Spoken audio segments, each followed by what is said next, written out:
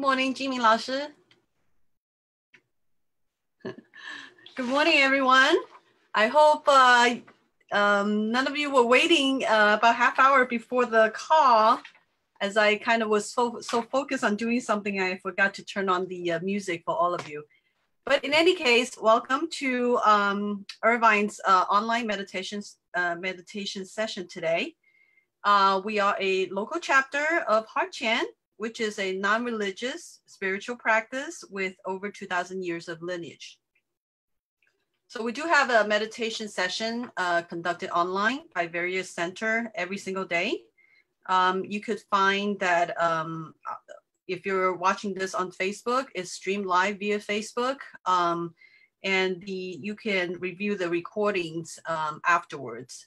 And if during the meditation you have some questions, the instructor will open the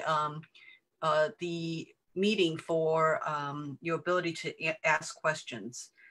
So I did not get the topic for today. I'm going to turn it over to Instructor Jingming, and he will surprise you with what he has to say today. Enjoy your session.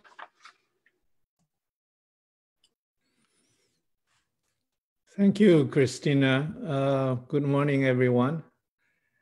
I was asked to lead the next 3 sessions until end of August, so that the rest of the instructors be able to take a rest. Let's take 5 minutes to calm ourselves down and rid of our monkey mind and stay calm and content.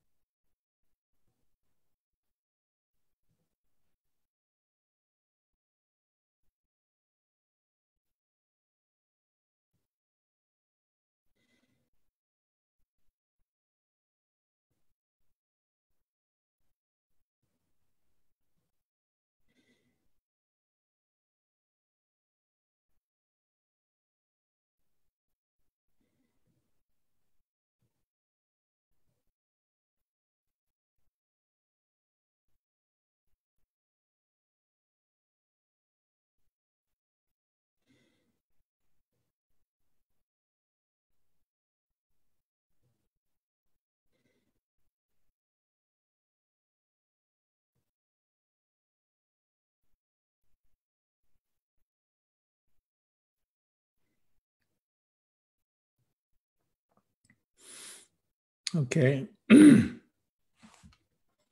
Let me check whether my microphone is working. Okay, my microphone is working.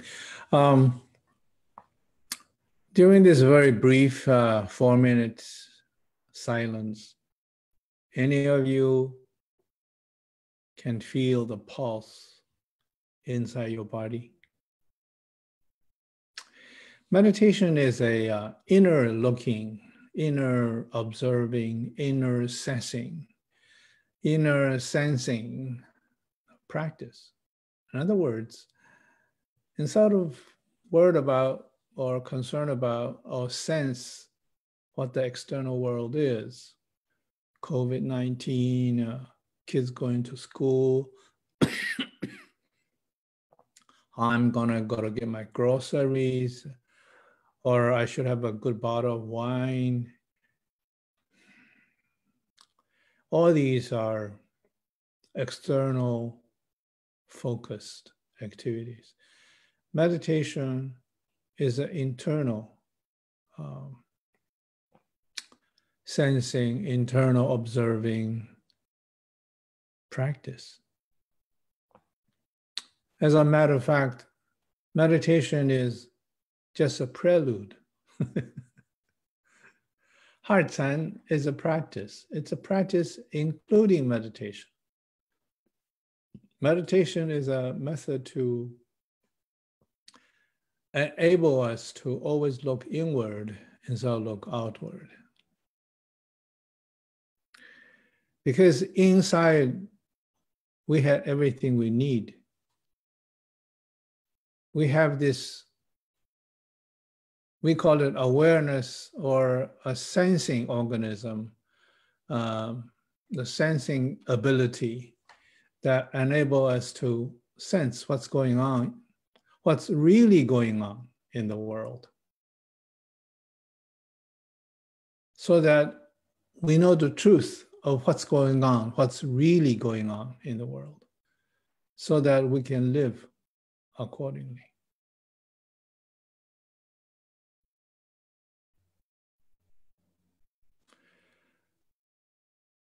I was told a very simple conversation between God and a fellow human being. The fellow human being asked God, if you're all loving, if you're all mighty, why the world is full of miseries? And what do you think the God's response was? The God response was, really? Come on again? In Spanish, it's called ¿qué? In other words, if you look at the world from a universal perspective, there are the clouds, there are the blue skies, there are the rainforests, there are the birds sing, there are flowers bloom. The world is in peace. The world is in harmony. Everything coexists with everything else. There's no war, there's no conflict, there's no misery, right? Everything has its purpose. The ants has its purpose. The tigers has its purpose. We humans have our own purpose. Just a lot of times we're not aware of what that purpose is. That's why this Hartan practice helps us. It's not, a cure-all. It just helps us to understand the method to harmonize with the universe, be truly part of the universe without conflict, without self-indulged righteousness, without our ego manifested actions and thoughts.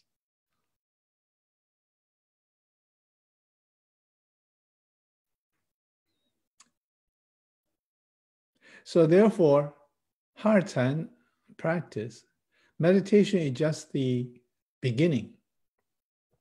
It's just a prelude. We wanted to take this practice, the result of the practice, I would say the state of being resulted from this practice, which is a very calm mind, which is a very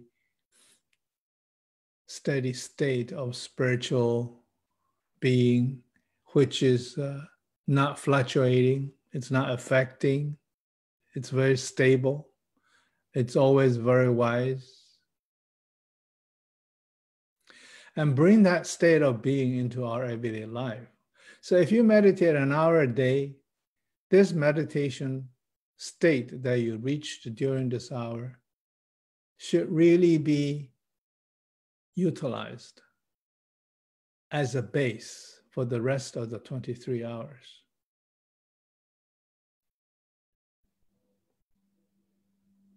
So let's talk about some of the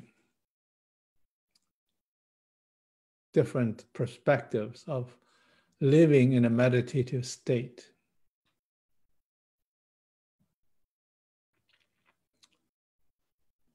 These samples are trivial. These samples are not essential.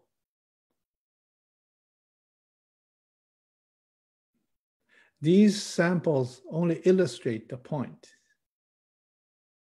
Let me give you some samples come to my mind right now. I purposely picked or thought of or came to me these very trivial samples just to prove a point.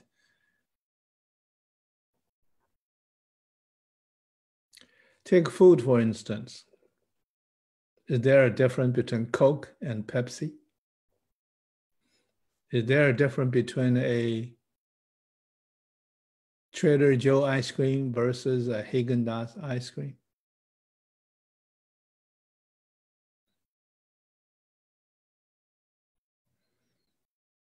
Is it important to have a beef that's cooked medium or medium rare?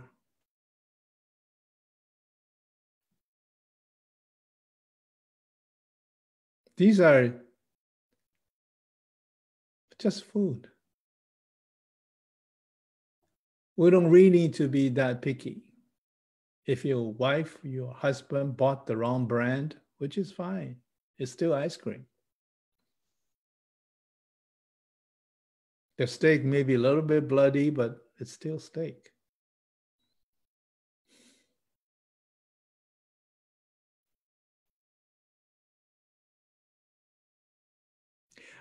I must wear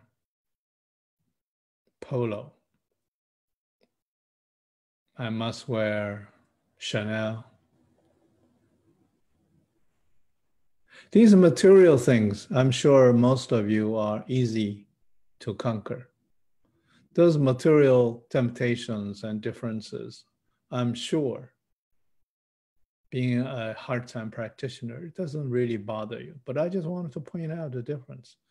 In other words, whenever our mind started to discriminate, start to be influenced, even just for a few seconds, of these everyday living phenomena, we're no longer pure. We are already affected by our brain.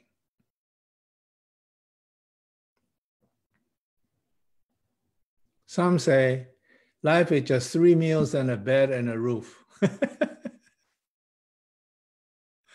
If you think about it, that's really true. I just read it sometime last week. Life is but 3 meals, a bed, and a roof. My father often said when he dies, there's only one coffin he needs. He does not need 5 coffins.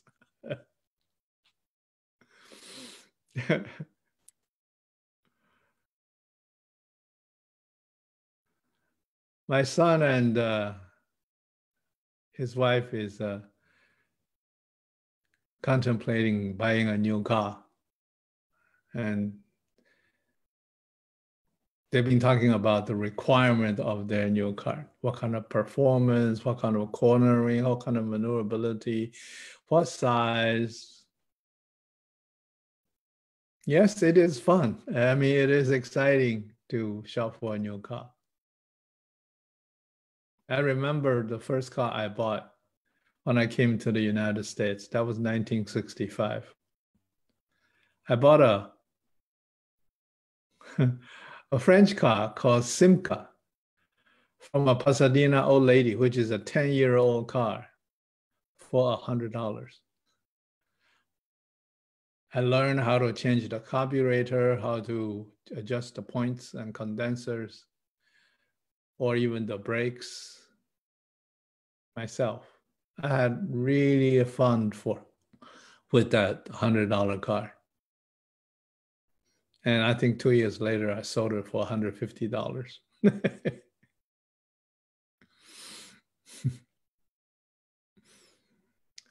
All these material things, I'm sure it's easy for everyone to recognize and not be trapped by it, whether it's food, living conditions, transportation, clothing. What's difficult, a little bit more challenging, is people relationships. A lot of times when we love somebody, we have expectations. Because my upbringing, my father is in the entertainment industry. So he came home always late, like 12, 1 or 2, and he sleeps until 10, 11 o'clock. So when I went to bed, he's not home yet. When I get up, he's still sleeping. I hardly meet him. He's a disciplinarian, very, very bad temper. So I'm so glad that we don't meet. My mother, however, on the other hand, only cares whether I eat 5 bowls of rice or 4 bowls of rice. I can get a C or I can get a D in report cards.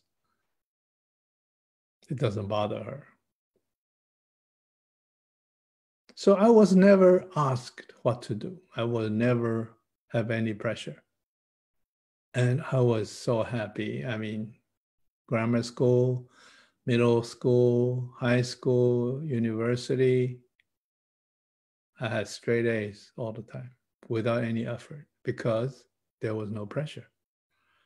So since I experienced that, I applied the same principle to my sons and daughters. I never asked them to do this. Whenever they asked me a question, I said, try out yourself. That's the best way they'll learn. Instead of telling us, don't do this, don't do that. So they're chicken to everything. That's not education. Because God's, children come through us, not from us. We have no right to dictate their lives. We should have no expectation. And now my son is 40, my daughter is 37. I think they're both a little bit older than that. Daughter probably 38, 39, son probably 41. They're all brought up well. I mean, they're all independent under the COVID-19 conditions. They both have good jobs, good pay, working from home very happily. And very nice to me. My daughter comes in every 2 weeks and to do grocery shopping because they don't want me to go out. I still sneak out, to play golf games twice a week. But other than that, I'm happy at home because I have no expectation from my sons and daughters. I have no expectation for myself. I have no expectation, period. So when we have no expectation, it's a lot easier to tolerate everybody. When we have no expectation, we have no judgment.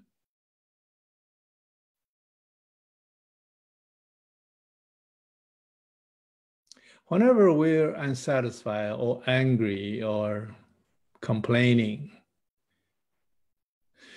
We should really ask ourselves, who is that is complaining and happy? Is that the big I inside? The God inside? Or the little I? The one who thought he knows everything? I always say, ignorance is not knowing. Ignorance is, I know everything. Don't tell me nothing that I don't know. Truly, really? Do we really know everything? Do we really know God's plan for each of us? If we do, we should accept everything and we should reject nothing. There should be no good moments and no bad moments. Every moment should be the same.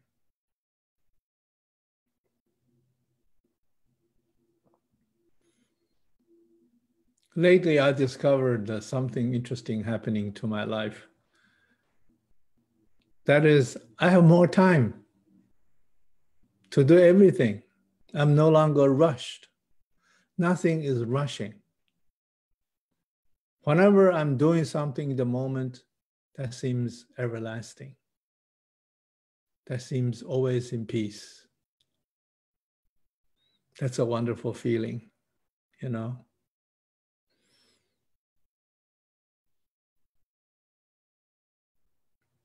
So therefore, the Heart Sutra said so, Sifu said so, all spiritual teachers said so. We should disconnect from the phenomena observed through our five senses. The eyes, the nose, the tongue, the taste, the voices. They're just frequency. You see, once these frequencies connect with our brain, start to formulate opinions. And all these opinions are based on our upbringing, our experience, our knowledge, our research on the internet. None of them is complete. This is always partial from different perspectives. If we can be able to get 100 or 1,000 perspectives of a single phenomenon in 1 second,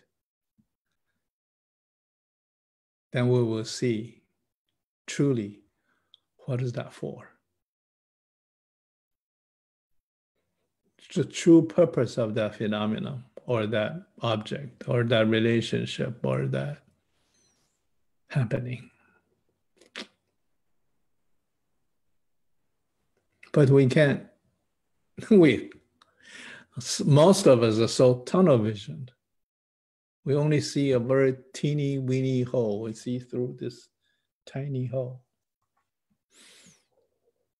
And we thought we know everything. We thought this is the end. This is end of me, end of the universe.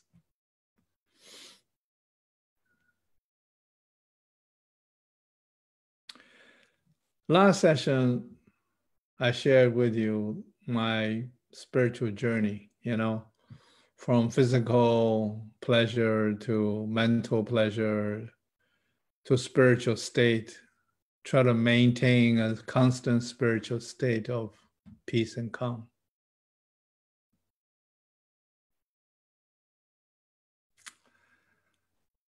It's so hard. It's so hard. Because, as I mentioned, the basic teaching of Sifu is really just detached from forms and in sync with the universe. Detached from all forms is the exercise for the little I. In sync with the universe is the practice to connect to the big I. Very simple.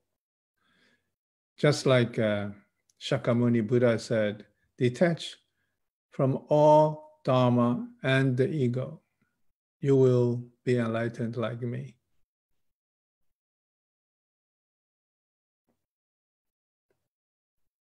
But if you think a little bit deeper about this very too simple concept, detach from forms. If at that moment, let's say you saw an accident, somebody died. Sorry, it just came to me. And you were shocked. And you say, I should detach from forms.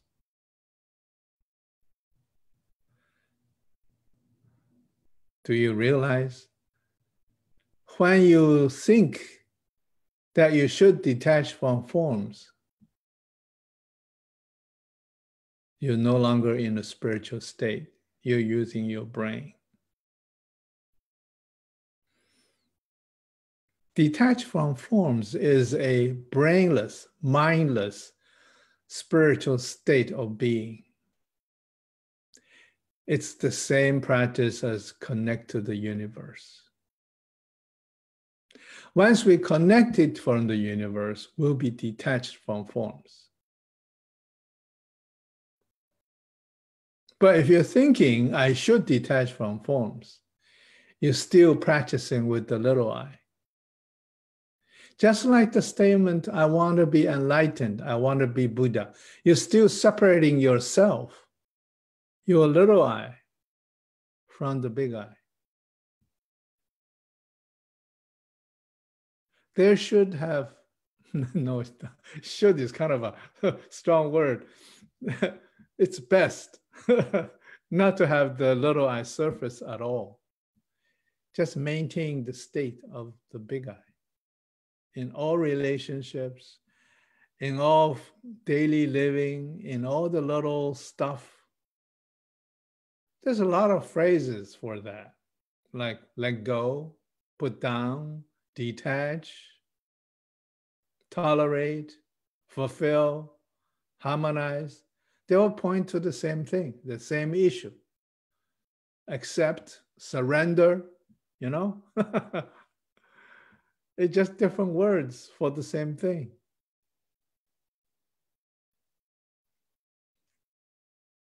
So all we really needed to do is keep in that state of being, that purity, that thoughtless, mindless, that contentment, that peace, that stability, that sort of all-knowing awareness. It's very hard to describe what that all-knowing awareness is. But once you reach that state, you'll know, I understand. I can accept why. I have no complaints. I see it. I know it.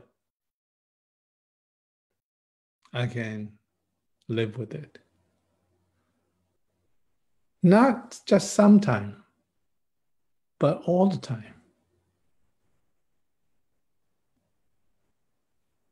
Once you reach that state of awareness, of that peace, of that contentment, you really don't want anything else. That is the ultimate state of being. The little I doesn't surface. There's no tragedy. There's no pain. There's no disappointment.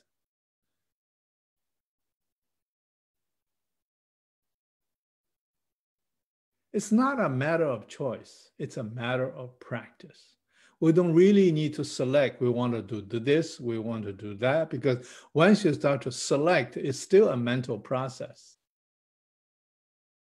So heart time practice is a true spiritual practice. It does not require your participation of your brain or your mind or your knowledge or your experience.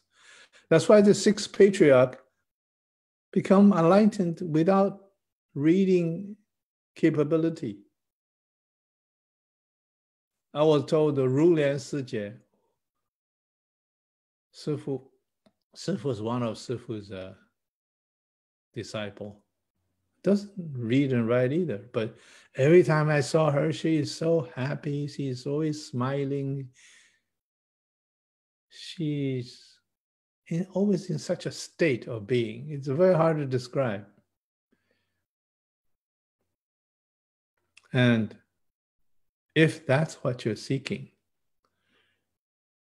live a everlasting contentment and peace and love. Then practice diligently, not just 1 hour a day, but 24 hours a day. Even while you sleep, try to maintain a spiritual state at all times, without judgment, without any expectation, without any methods, any dharma, any teaching, logic.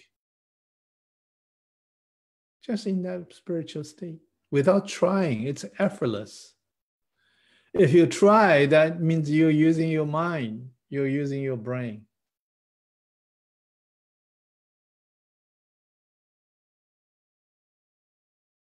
That's what's come to my mind this morning. So, does any of you have any questions?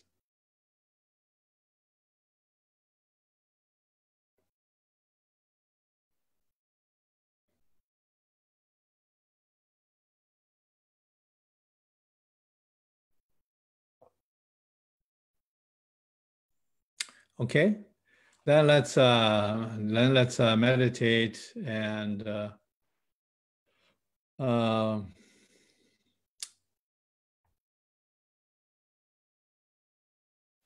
are many different methods of meditation.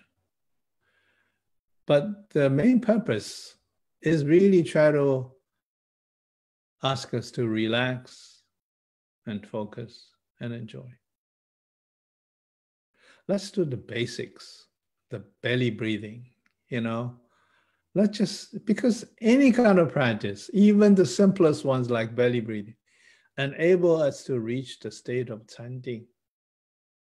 We just have to relax and focus and enjoy. I always emphasize these three states is not, I'm not sure exactly the right definition, but the three words are words are very dangerous. See, these are really three things are really one, because if you need to relax before you can focus on something. If you're not relaxed, if you jittery, if you have a monkey mind, you worry this and that, you cannot focus. And if you're not relaxed and focused, you cannot enjoy. These three things are really one thing. So I can just enjoy, right? Because you need to relax and focus to enjoy. Focus should also be mindless. Focus should also be, because you see, focus redirect your mental thoughts into something, into some area. Okay, so that you'll be not thinking. But focus still has an objective. So I have to come up with a different words to describe what focus is. Focus is just the beginning state. And once you start to focus deeply, you get into a state of Canding. Once you're into that state of Canding, you're beginning to see joy. So relax, focus, and enjoy is really one thing. That spiritual state of wonderfulness. But it's impossible to explain. You just have to experience it. Yeah.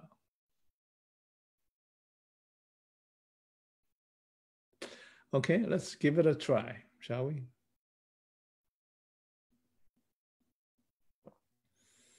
Sit up straight so that all the organs in the right place. The chi flow is efficient.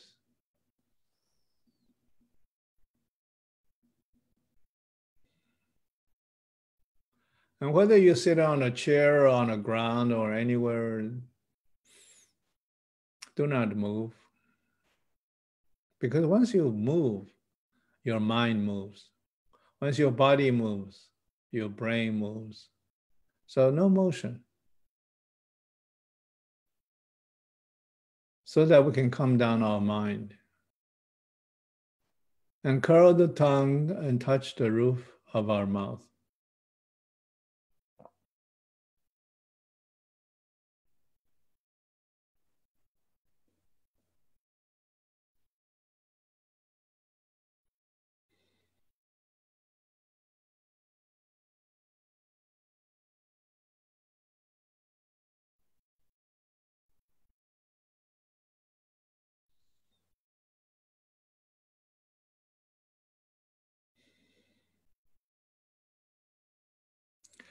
And relax and focus on our breath. Focus on the path of our breathing. Sense the qi into our nose, into our throat, into our lung, into our belly. And the key word is SSDL, slow, silent, deep, and long.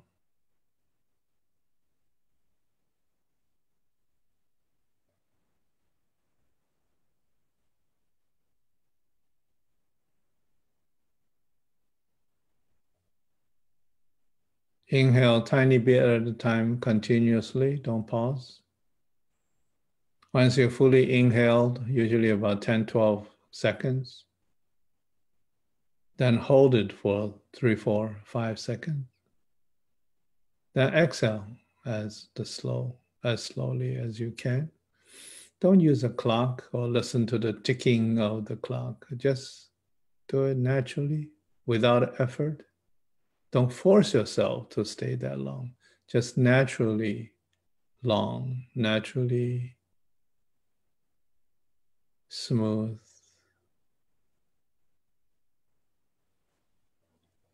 Slow, silent, deep, and long.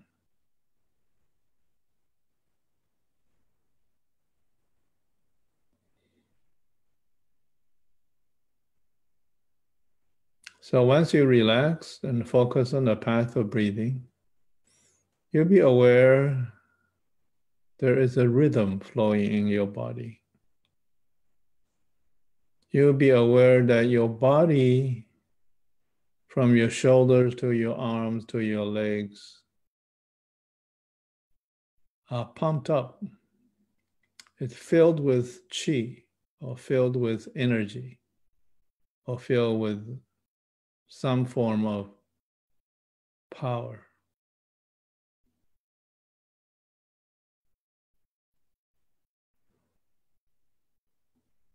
Your face becomes a little bit warm. Your forehead becomes a little bit warm. Just examine your body.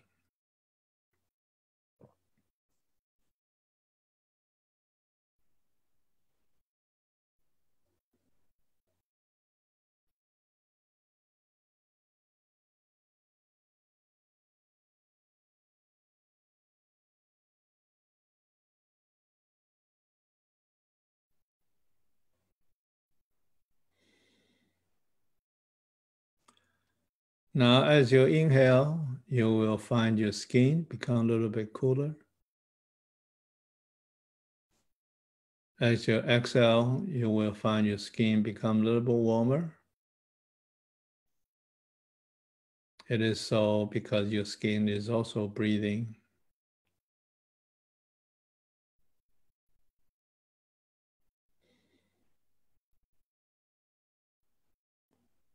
As you inhale, you feel you're being energized. You feel uplifting. You feel a little powerful. You feel on top of the world. You feel nothing can stop you. As you exhale, you should feel relaxed. Everything is in peace. Everything is harmonized. Everything is content.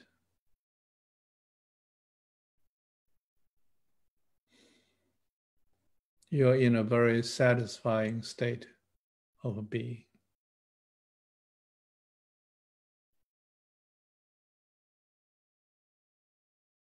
Continues to repeat the inhaling. Try to enjoy the power of inhaling. Try to enjoy the blessings of inhaling. Try to enjoy the state of exhaling.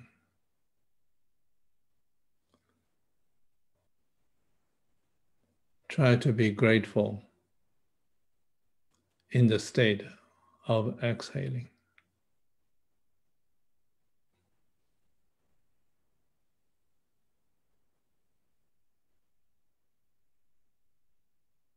So relax, focus without our mind, and enjoy. Continue to enjoy the belly breathing.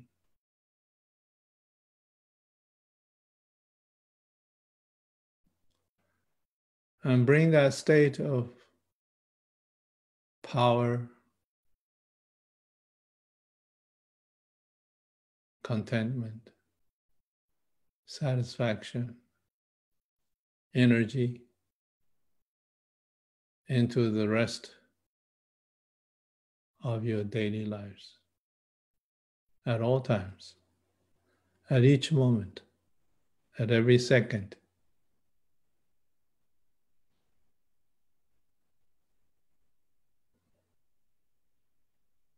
Once you're in that state, there will be no pain, no worry, no anxiety, no dissatisfaction.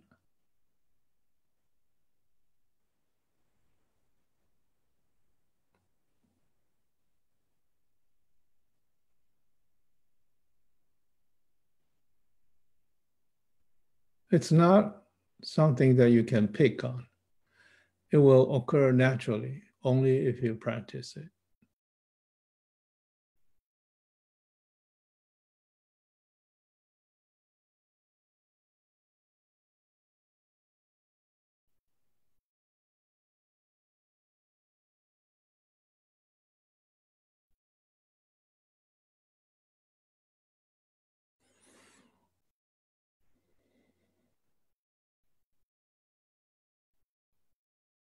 Your body should feel a little bit warmer now. You should feel tingling sensations through your body. You should feel everything's coming alive. There is a hidden energy flow that filled with your body.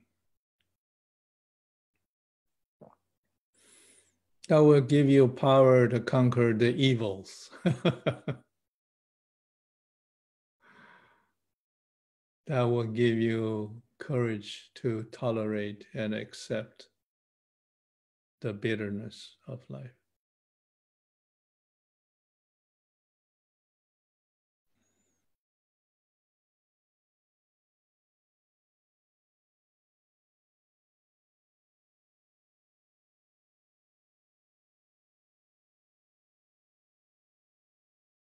Now continue at your own pace for as long as you can.